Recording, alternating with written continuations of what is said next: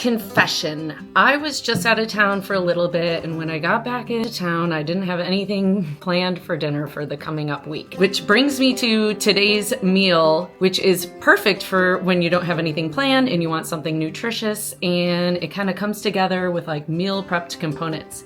That is my pesto chicken gnocchi dish. So what I love about it so much is, first of all, the pesto is made with hemp seeds, so that's like your extra superfood nutritional boost. But also, like, once you have the pesto made and you have the gnocchi in its package, and chicken is chicken, you just chop it up, everything comes together so easily, so fast, and I can't wait to show you, because I hope that it can be one of your go-to meals when you just don't have anything planned and you just want something easy and nutritious that the whole family will love. So thanks for joining me. Let's get started. The star of the show is actually the pesto, and I'll tell you why. I give it a nutritional upgrade by swapping out the traditional pine nuts for hemp seeds. We'll also need 2 cups of packed fresh basil, good extra virgin olive oil, a teaspoon of sea salt, some grinds of fresh cracked black pepper, the juice of 1 medium lemon, and 2 garlic cloves. And you can't forget the cheese. I used a 1/3 cup mix of grated Parmesan, Reggiano, and Pecorino, Romano cheeses. But you could just use Parmesan. It's fine. You don't have to have both. So grab your food processor and measure out a 1/2 cup of hemp seeds, which contain more protein, fiber, and omega-3 and 6 essential fatty acids than your regular old pine nuts. Then toss in your garlic cloves, your 2 tablespoons of fresh lemon juice, and I encourage you to try out Kalima sea salt. I've been going on a deep dive with salt lately, and this one is super mineral rich and it's free of microplastics. Now add your pepper and give it all a quick blitz to combine everything. You might have to scrape down the sides a little before adding your basil. So when it comes to the basil, you'll want to remove the stems from the leaves since they're pretty bitter and just unnecessary for this recipe.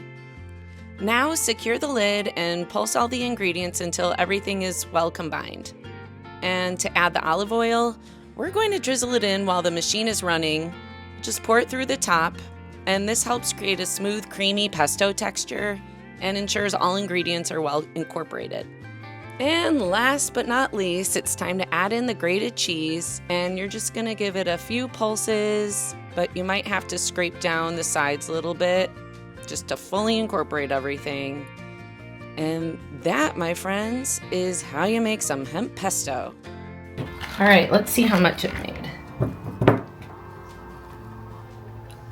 It made about a cup. And here's a meal prep hack I absolutely love, is freezing my extra pesto. It freezes so well, and I use these 2-ounce silicone molds. They're just good to go whenever you really need dinner done in a pinch and you don't have much planned. I usually vacuum seal them, but not everybody has one, so I'm showing you how to just wrap them in saran wrap and then some tin foil, and then I place them in a silicone bag and call it good. Hey, by the way, if you're getting any value out of these videos, I would love for you to like and subscribe. Anyway, let's get back to the recipe. So another meal prep hack I use all the time is this quick defrosting tray for frozen meats.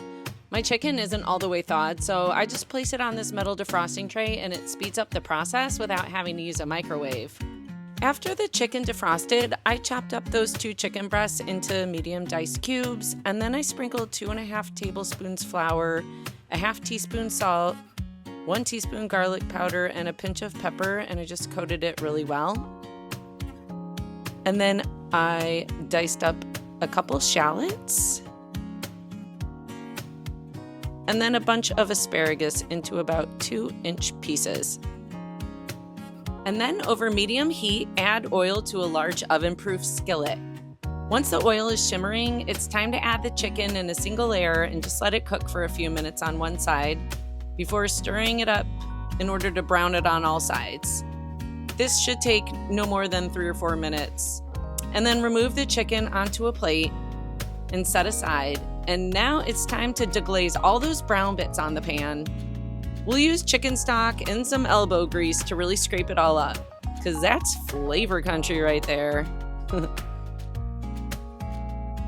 And then you're gonna add a little more oil and your veggies and just stir around, still scraping up any bits that may remain, just getting some flavor on them and softening them up before adding the liquids that come next. And now the liquids. We'll use half a cup of chicken stock and 2/3 cup of heavy cream, or half and half. And then give it a good stir and add your pesto. We're gonna just stir it all up. Once everything is mixed well, just let it come up to a simmer. And now it's gnocchi time. So add in your package of gnocchi, along with your reserved chicken and its juices, and stir so the sauce is covering up everything. You're going to want to place your pan in a 375 Fahrenheit or 190 Celsius oven uncovered for about 10 minutes, or until your chicken reaches 165 degrees Fahrenheit internal.